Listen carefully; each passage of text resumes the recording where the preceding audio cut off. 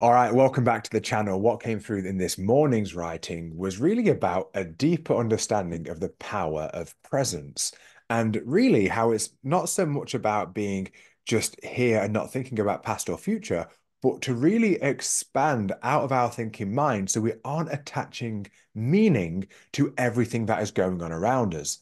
How much of our life and our experience of life is distorted by the meaning we attach to what is happening rather than what is actually happening itself.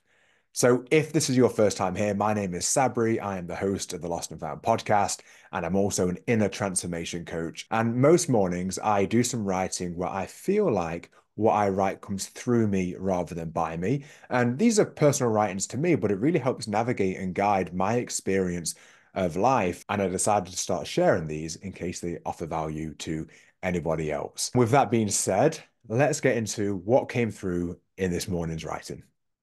The ultimate change of position is not to go from one separate egoic stance to another, but to move from egoic separate self to being guided by God or the higher self. This is the power of presence. It's taking every moment as it is and being guided by the higher intelligence rather than our conditioned patterns of thinking. Reactivity is an old thought, feeling, opinion, or belief showing up now. It kills the present moment and what it could become from infinite divine creation. If I let go from everything I think I know through old assumptions, I can take every moment as a unique expression of the divine. That doesn't mean don't use discernment, that's a given, but be open and fully present to every moment as something brand new. Don't make decisions based on emotions or reaction that was created from the old.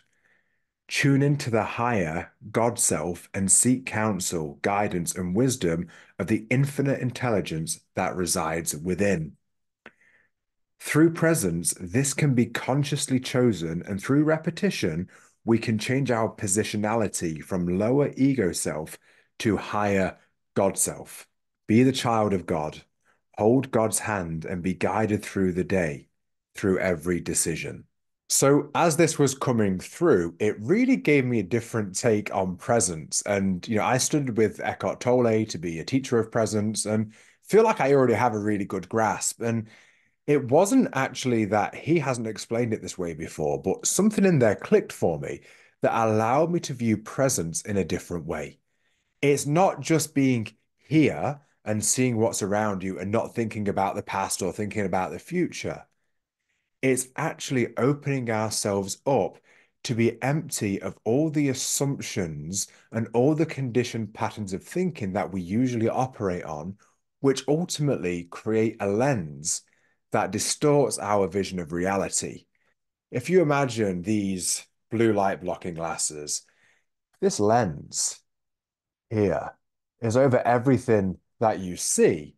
It completely changes the landscape of how things look and the meaning that they have. So, what if we were to work on going from the position of the thinking mind, our assumptions, and everything that we think we know, to opening ourselves up to being truly present, which is to be in the wonder and the curiosity, not thinking that we already know what this moment means. So we start to create a new habit of not attaching meaning to things, not assuming we know what it means. Now, of course, you could say, well, there's a reason we do that. And yes, there is. And in times, that makes absolute sense when it comes to, is this safe? Is this dangerous? Should I do it? Yes or no?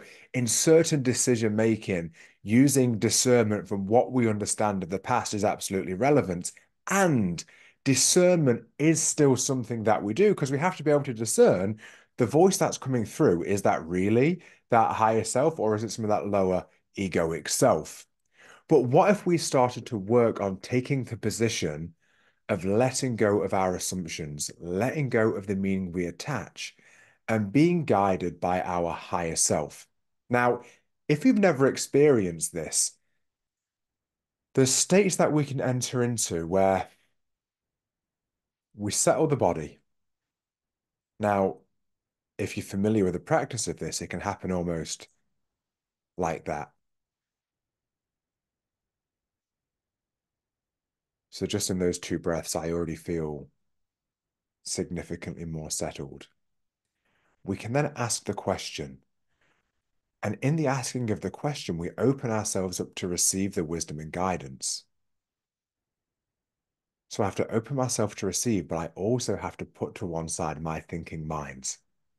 Now, again, sometimes to get to that place where you can do that can take practice because so many of us are so used to being in that incessant pattern of thinking constantly. The mind is on, it's on, it's on. And that is the thing that controls the show. And for most people, they identify with their thoughts. But as we start to let go of the identification with our thoughts, beliefs, and opinions, we start to open ourselves up to all the possibilities of what now could be. And just through this writing, it really did give me a new level of awareness of presence. And whilst I feel like I had a reasonable understanding of being present beforehand, just the idea of removing the thought and being open to what comes through really feels like a powerful way to move through life. What would life be like for you if you stopped attaching meaning to things that might create distress, anxiety, anger, fear, frustration, shame, guilt, apathy, any of those things?